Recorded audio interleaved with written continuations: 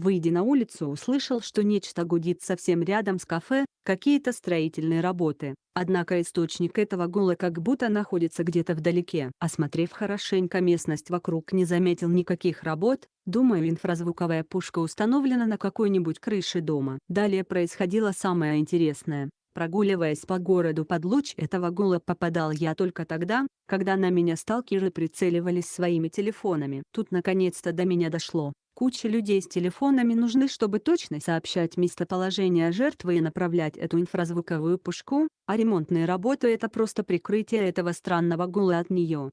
Также наводят уже другое частотное оружие, свет от машин, который имеет странную природу, и установленные фонари с неким импульсным излучением. Давно уж присматриваю за этим, и довольно часто светит некими странными импульсами света из окон домов, а также очень часто создают всякие сценки якобы с фонариками.